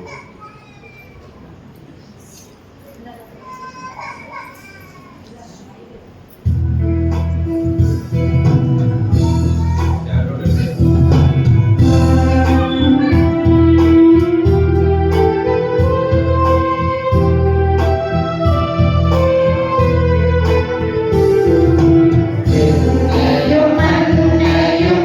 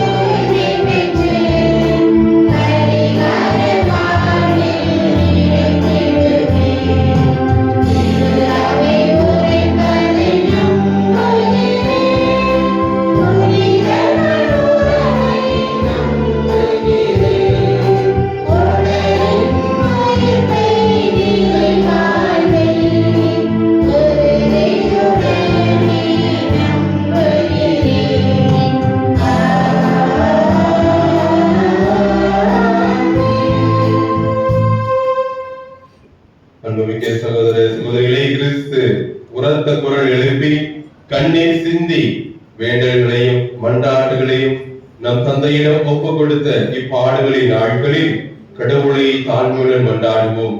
அவர் தம் மகனுடைய பணிவை முன்னிட்டு நம்முடைய வேண்டல்களையும் கனிவுடன் கேட்டு அருள் புரிவாராக. தாவீதின் அரசரே, உமது இறையாட்சியை இம்மண்ணில் உருவாக்க நீர் அழைத்த எம் திரு அவை தலைவர்கள், துறவர குழுக்கள் செய்து வரும் பணிகளை வழிநடத்த தேவையான உடல் நலம், ஆன்மீக பலம் தந்து காத்திட இறைவா உம்மை மன்றாடுகின்றோம். தம்மையை தாழ்த்தி மேன்மையடைந்தவரே, நாங்களும் உம்மை போல எங்களை தாழ்த்தி உம்மால் ஆசீர்வதிக்கப்படவும் தாழ்நிலையில் உள்ளவர்களோடு இணைந்து அன்புறவை வளர்க்கவும் வரம் வேண்டி இறைவா உம்மை மன்றாடுகின்றோம். அன்பின் தெய்வமே இறைவா, புனித பாரத்திற்குள் நுழையும் இவ்வேளையில் திருமகனின் பாடுகள் மற்றும் ஈர்ப்பின் பலனை முழுவதும் அனுபவித்து எங்கள் வாழ்வில் வெளிப்படுத்தி துன்புறும் மக்களுக்கு துணை நிற்க வரமருள வேண்டும் என்று இறைவா மன்றாடுகிறோம். நற்செயல்களின் நாயகனே எம் இறைவா, எமது நாட்டை வழிநடத்தும் தலைவர்கள் மக்களை பிரித்தாலும் போகை கைவிட்டு மக்கள் நலனை மட்டும் கருத்தில் கொண்டு எல்லாருக்கும் பயன்படும் திட்டங்களை செயல்படுத்திட வேண்டும் என்று இறைவா மன்றாடுகிறோம். நம்முடைய தனிப்பட்ட தேவைகளுக்காக கண்களை மூடி கரங்களை குவித்து ஆண்டவரிடம் ஒருக்கமாக மன்றாடுவோம்.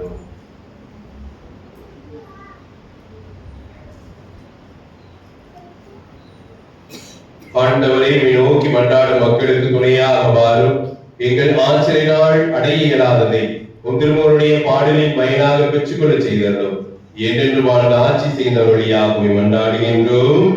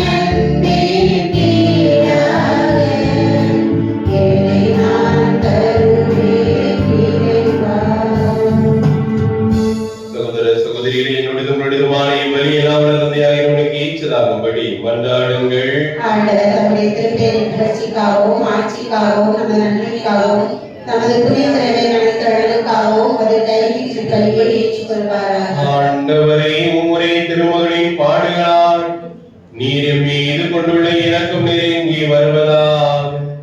எங்கள் செயல்களால் தகுதியற்றவர்கள் ஆயினும் இந்த ஒரே பணியின் ஆற்றலால் உமது இரக்கத்தை முன்கூட்டியே நாங்கள் கண்டுணர்வோமாக.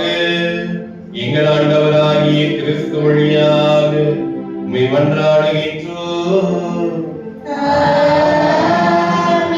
ஆண்டவர் உங்களோடு இருப்பாராக.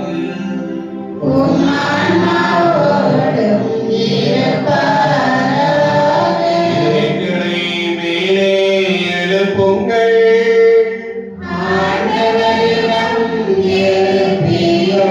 நம் தேவனாகிய ஆண்டவருக்கு நன்றி கூறுவோம்.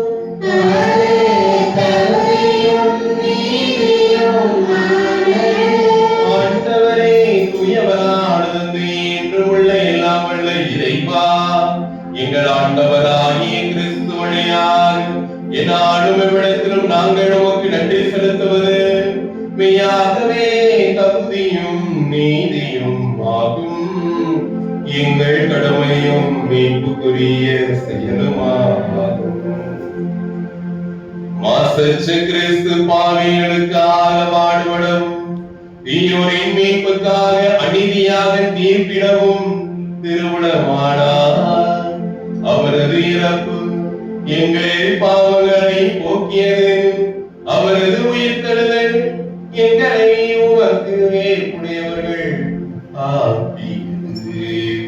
ஆகவே நாங்கள் மாணவர் அனைவரோடும் சேர்ந்து உம்மை புகழ்ந்து போற்றி அக்களித்துக் கொண்டாடி ஆர்ப்பரித்து பாடுவதாவது.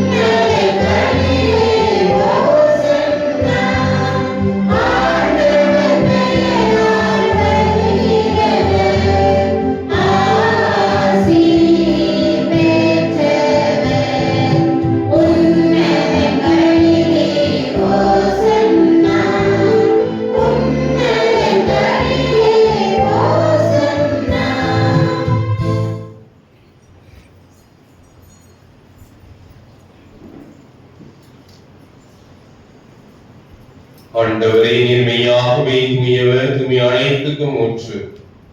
ஆகவே உம்முடைய ஆவியை பொழிந்த காணிக்கைகளை தூய்மைப்படுத்த வேண்டுகின்றோம்.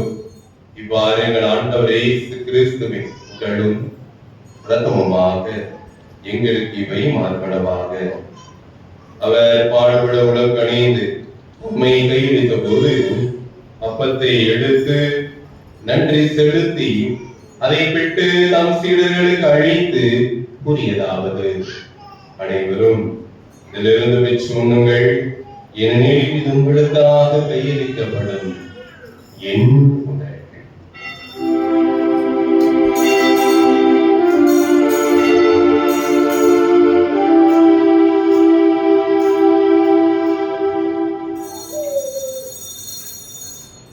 அவனுமே இரவு விருந்தை அருந்திய பின் கிண்ணத்தையும் எடுத்து மீண்டும் நன்றி கூறி தம் சீடர்களுக்கு அழைத்து அவர் கூறியதாவது: அனைவரும் இதிலிருந்து பெற்று பருகுங்கள், ஏனெனில் இது புதிய நிலையான உடன்படிக்கைக்குரிய என் இரத்தத்தின் கிண்ணம். இது பாவ மன்னிப்புக்கென்று உங்களுக்காகவும் பலருக்காகவும் சிந்தப்படும். இதை என் நினைவாக செய்யுங்கள்.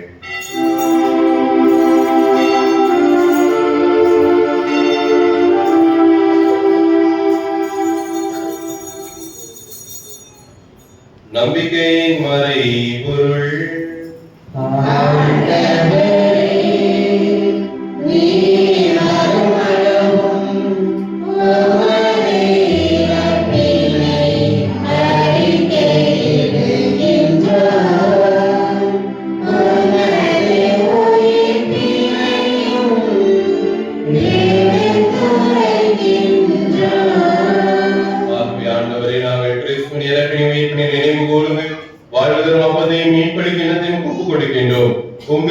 வாழும் கோழியுடைய தந்தவர்களை எங்களை ஏற்றுக்கொண்டீர். எனவே உமக்கு நன்றி செலுத்துகின்றோம். மேலும் கிறிஸ்து உடலில் இரத்தத்தில் மூலம் எங்களை தூய ஆவியார் ஒன்று சேர்க்க வேண்டும் என உம்மை தாழ்மையுடன் மன்றாடுகின்றோம். ஆண்டவரே, உலகம் வரையில் வந்து அவை நினைவு கூர்ந்தருளும். எங்கள் திருத்தந்தையோ எங்கள் ஆயர் ஸ்டீபன் எல்லா திருநிலையினராகிய அனைவரோடும் ஒரு திருவை அன்பில் நிறைவு பெற செய்தருளும். மேலும் எங்கள் சகோதரர் சகோதரிகளையும் இறந்தோர் அனைவரையும் இறந்ததுடன் நினைவு கூர்ந்து உமது திருமொழியின் ஏற்றருளும் எங்கள் அனைவர் மீதும் இரக்கமாயிரும். கடவுளின் கன்னிதாயான புனித மரியா, உடையவரான புனித சுசையப்பர், புனித திருத்தூதர்கள், உலகில் உகந்தவராய் இருந்தவர்கள், மறைமாட்டு புனிதர்கள் ஆகிய புனிதர் அனைவருடனும் நாங்கள் இணையும் வாழ்வில் புகழும் தகுதி பெற்று உம் திருமணி இயேசு கிறிஸ்து வழியாக உம்மை புகழே வரம் அருள உம்மை மன்றாடுகின்றோம்.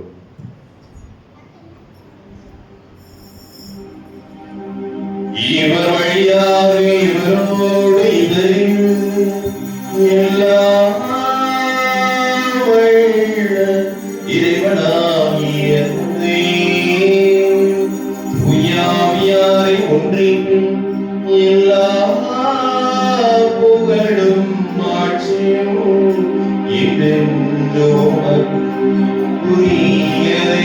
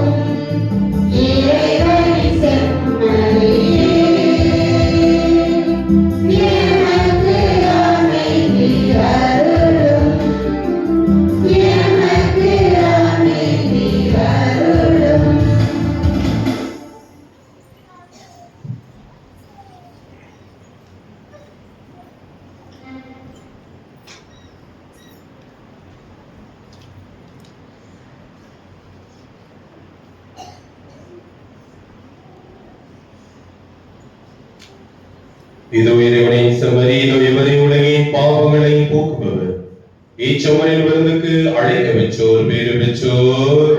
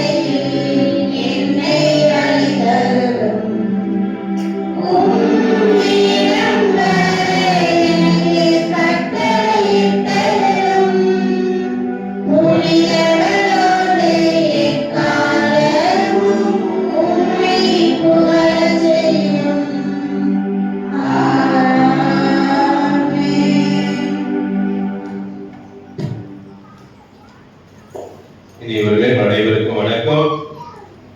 இன்று ஆண்டவர் இயேசு கிறிஸ்துவினுடைய திருப்பாடுகளுடைய ஞாயிறு, குருத்து ஞாயிறு. எனவே அனைவருக்கும் இனிய குருத்து ஞாயிறு நல்வாழ்த்துக்கள். இந்த நாளில் சிந்தித்ததன்படி இந்த ஒரு வாரம் புனித வாழ்வு வாழ்வதற்காக உங்களை அன்போடு அழைக்கின்றேன். பக்கத்தில் இருக்கிறவங்க நல்லா பாருங்க, பக்கத்தில் இருக்கிறவங்க பாருங்க, அவங்களாம் புனிதராக மாற போறாங்க. என்ன சிரிக்கிறீங்க? உண்மையிலே இந்த ஒரு வாரம் அதற்கான அழைப்பு தான், சரிங்களா? அதனால யாரை பார்த்தாலும் புனிதராக வாழ்றியா, இல்லை உங்க கண் முன்னாடி அவங்க ஏதாவது பாவம் செஞ்சா தந்தை என்ன சொன்னாங்க, புனிதராக வாழ சொல்லியிருக்காங்கன்னு சொல்லி இந்த ஒரு வாரம் கண்டித்து அவர்களை திருத்தவும் புனித வாழ்வுக்கான அழைப்பு அவர்கள் கொடுக்கவும் உங்களை அன்போடு கேட்டுக்கொள்கிறேன். அன்புக்குரிய இந்த நாட்கள் சிறப்பாக நடைபெற்று முடிந்திருக்கிறது. மிக சிறப்பாக நாம் இந்த குருத்தோலை பவனி மற்றும் குருத்து ஞாயிறு திருப்பலியை நிறைவேற்றிருக்கிறோம். இதற்கு உதவி செய்தவர்களுக்கு நன்றி செல்வது நம்முடைய கடமை. சிறப்பாக வழிபாடுகளை எல்லாம் ஏற்பாடு செய்தவர்கள் நம்முடைய அருள் சகோதரிகள் மற்றும் இந்த நிகழ்வுகளை எல்லாம். இது மட்டுமல்ல, இனி நம் அனைவருக்கும் குடிர்பாலம் கொடுக்க தயாராக இருக்கக்கூடிய கோட்டூர் நிர்வாகிகள் மற்றும் தன்னார்வலர்கள், அனைத்து ஊர்களிலிருந்து மக்களை அழைத்து வந்த ஏனைய ஊர் நிர்வாகிகள், முதியோர் இடத்தில் தொடக்க நிகழ்வுக்கு ஏற்பாடு செய்த முதியோர் இல்லவாசிகள், நல்லதொரு பாடலை பாடி சிறப்பாக வழிபாட்டுக்கு ஊக்கமூட்டிய பாடகர் குழுவினர், ஒவ்வொருமாக சொல்லப்பட்டு அனைத்து நிகழ்வுகளில் ஏற்பாடு செய்து ஒத்துழைப்பு கொடுத்த பீடப்பூக்கள், நிகழ்வுகளை ஏற்பாடு ஒத்துழைத்த மறைக்கல்வி ஆசிரியர்கள், தன்னார்வலர்கள் மற்றும் அனைத்து இறை மக்களுக்கும் ஒரு பலத்த கரங்களை தட்டி நம்முடைய நன்றியை சொல்லி ஆண்டவர் பேரால் அவர்களை ஆசீர்வதிப்போம். கூடுதல் நன்றி யாரு அப்படின்னா, நாம் எல்லாரும் நல்லா பேனத்தில் உட்காந்துருக்கோம் இல்லையா?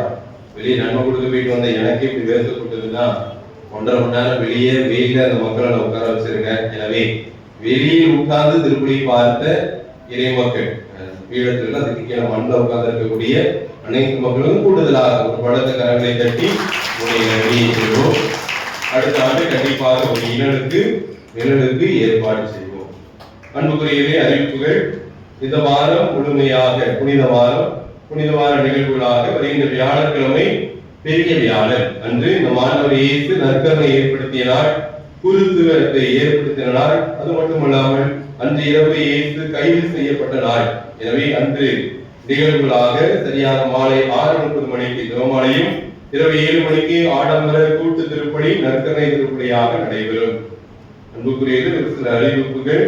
அந்த நாள் ஆண்டவர் இயேசு கிறிஸ்து காலடியிலே கழுவிய நிகழ்வை அரங்கேற்றக்கூடிய நாள். எனவே அன்று பாதம் கழுவுகின்ற சடங்கு நடக்கும். அதற்கு பன் மற்றும் துணி, துண்டு, பழம் போன்றவற்றை வழக்கமாக வாங்கி கொடுப்பவர்கள் முன்வந்து உங்களுடைய அருட்சகோதரிகள் மூலமாக வாங்கி கொடுக்குமாறு உங்களை அன்போடு கேட்டுக்கொள்கிறேன்.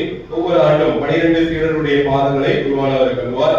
இந்த ஆண்டு 12 சீடர்களில் 6 ஆண்கள் 6 பெண்கள் இடம்பெறுமாறு அன்போடு கேட்டுக்கொள்கிறேன். எனவே ஒவ்வொரு ஊரிலிருந்தும் ஒரு ஆண் ஒரு பெண் என்று ஒத்துழைப்பு கொடுக்குமாறு அன்போடு கேட்டுக்கொள்கிறேன்.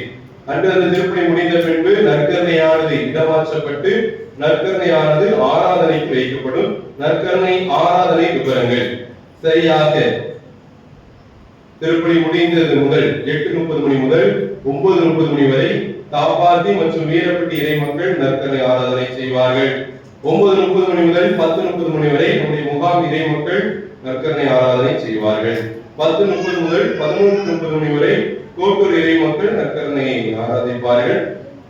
11:30 முதல் 12 மணி வரை பொது ஆராதனை நடைபெறும். அன்புக்குரியவர்களே, அன்றைய நாள் நம் ஆண்டவர் உண்மையிலேயே கைது செய்யப்பட்டு நமக்காக சிறையில் இருக்கக்கூடிய நாள். எனவே தயவு செய்து அந்த நேரத்தில் அமைதி காக்குமாறும் அன்போடு கேட்டுக்கொள்கிறேன். உங்களுக்கு கொடுத்த நேரத்தில் பங்கெடுக்காமல் முழு ஆராதனையும் 12 மணி வரையும் இருந்து நீங்கள் ஆராதனை செய்யுமாறு உங்களை அன்போடு கேட்டுக்கொள்கிறேன். அன்றைய நாளுக்கான வழிபாடுகள் அனைத்து முடிவு செய்பவர்கள் நம்முடைய அருள் சகோதரிகள். அன்று உங்கள் அனைவருக்கும் இரவு உணவு வழங்கப்படும். இரவு உணவு வழங்கும் போது தயவு செய்து எந்த சலசலப்புக்கும் எந்த பேச்சுக்கும் இடம் கொடுக்காமல் பற்களுக்கு மட்டும் வேலையை கொடுக்குமாறு உங்களை அன்போடு கேட்டுக்கொள்கிறேன். பெரிய வெள்ளி நிகழ்வு ஆண்டவருடைய இறப்பு அன்று காலை 6 மணி முதல் நம்முடைய ஆலயம் ஆராதனைக்காக திறந்திருக்கும். எனவே அந்த காலை முதல் நீங்கள் ஆண்டவரை ஆராதிக்குமாறு அன்போடு கேட்டுக்கொள்கிறேன்.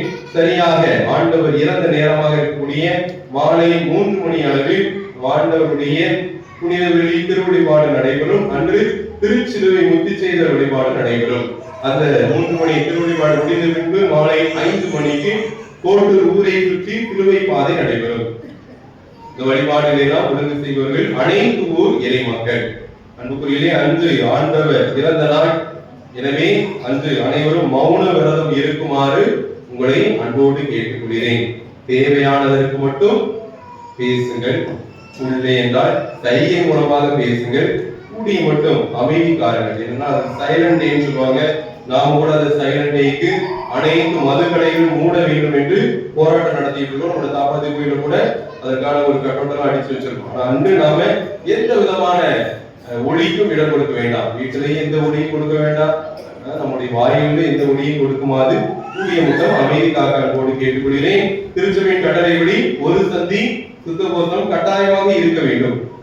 தயவு செய்து வழிபாடுகள் முடிந்து இரவு சென்று உணவு அருந்தினால் மட்டும் போதும் என்பதை அன்போடு கேட்டுக்கொள்கிறேன். மற்ற நேரங்களில் 60 வயதுக்கு கீழே உள்ளவர்கள் நீர் ஆகாரமாக கஞ்சியோ அல்லது ஏனைய நீர் ஆகாரம் மற்றும் எடுத்துக்கொள்ளுமாறு அன்போடு கேட்டுக்கொள்கிறேன்.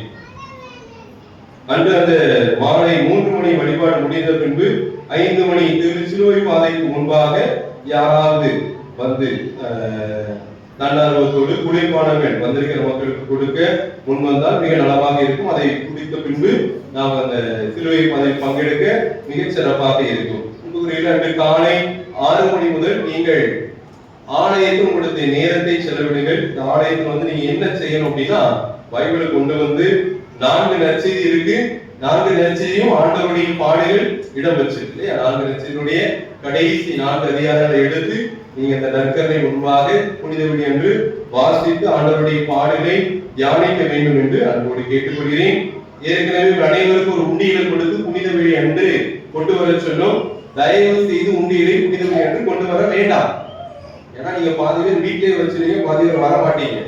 எனவே ஈஸ்டர் முடிந்த பின்பு அனைவருடைய வீடுகளையும் ஈஸ்டர் தண்ணியை தெளிக்க நான் நேரடியா வருவேன். அப்போ உங்களுடைய பொருட்கரங்களில் எவ்வளவு சேர்த்திருக்கீங்கன்னு பார்த்து அளந்து நான் வாங்குவேன். எனவே தயவு செய்து இன்னும் யார் யார் உண்டியெல்லாம் எம்டியா இருக்கோ கண்டு மண்ணெல்லாம் போடாம கொஞ்சம் பணங்களை கொடுத்து அது பசி பிணிக்காக போர் நடக்கு, நிறைய இடங்கள்ல மக்கள் கஷ்டப்படுறாங்க, பஞ்சத்தால வாழ்றாங்க. அப்படிப்பட்ட மக்களுக்கு திருச்சபை கொடுக்கக்கூடியது. அதை உணர்ந்து சிறப்பாக நான் நேரடியாக இருந்து உண்டியலை பெற்றுக்கொள்வேன். அதற்கு உண்டியலை சேர்ப்பதை கூடுதலாக செய்து கொடுங்க. சிலுவை முத்தி செய்கின்ற போடும்போது வழக்கம் போல நீங்கள் போடுகின்ற காணிக்கையை நீங்கள் சிலுவை முத்தி செய்யும் போதும் போடுமாறு அப்போது கேட்கிறேன். உண்டியலானது வீடுகளில் வந்து வசூலிக்கப்படும். அன்றைய நாள் கருப்பு, வெள்ளை அல்லது சிவப்பு நிற உடையில் வருமாறு உங்களை அன்போடு கேட்டுக்கொள்கிறேன். உயிர் ஞாயிறு பாஸ்கா திருப்பலி மெழுகுதிரி வழிபாடு நடைபெறும். திருமுழுக்கு வழிபாடு நடைபெறும். அன்று வருகின்ற சனிக்கிழமை இரவு 11 மணிக்கு வழிபாடுகள் நம்முடைய கோட்டூர் மற்றும் முகாமில் ஒரே நேரத்தில் ஆரம்பிக்கப்படும். 7 வாசகங்கள் இடம்பெறும்.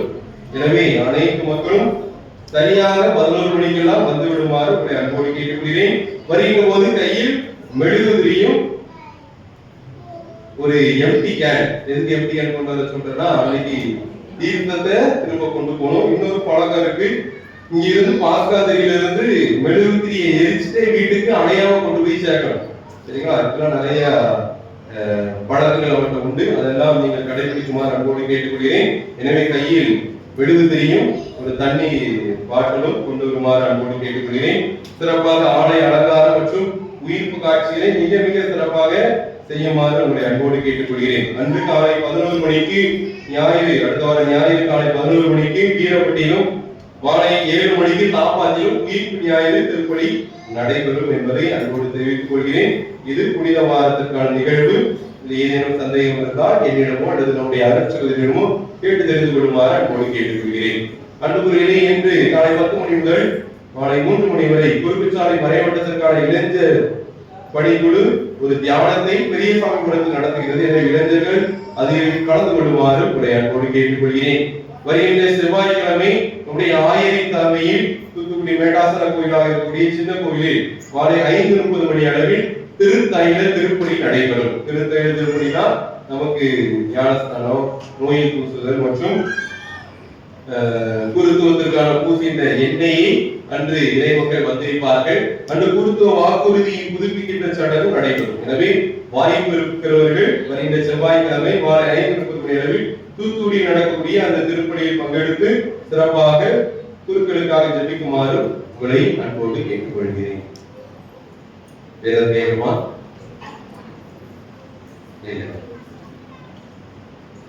பிறந்த நாள் திருமண நாள் யார் கொண்டாட இருந்தால்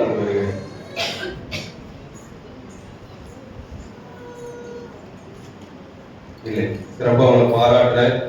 எனக்கு கிட்டத்தட்ட ஒரு 2.5 மணி நேரம் சிறப்பாக அந்த வழிபாட்டில் பங்கெடுத்திருக்கிறீங்க. எனவே மீண்டும் ஒரு முறை ஒரு படத்தை கரங்களை தட்டி நாமே உற்சாகப்படுத்திக் கொண்டு நன்றி கொண்டாடுக்காக எல்லோரும் எழுந்திருப்போம். நன்றி கூறி கொண்டாடுவோமா. ஆண்டவரை புனித கொடையினால் நிறைவுற்ற நாங்கள் உம்மை பணிவுடன் வேண்டுகின்றோம். அதனால் நாங்கள் நம்புவதை உம் திருமகனின் இறப்பினால் நோக்கி இருக்க செய்தனே நாங்கள் நாடுவதை அவரது உயிர்ப்பினால் வந்தடைய செய்வீராக. எங்கள் ஆண்டவராகிய கிறிஸ்து வழியாக உம்மை மன்றாடுகின்றோம். மக்கள் மீது மன்றாட்டுக்காக தலைவணங்கி மன்றாடுவோம். ஆண்டவர்களோடு இருப்பாராக.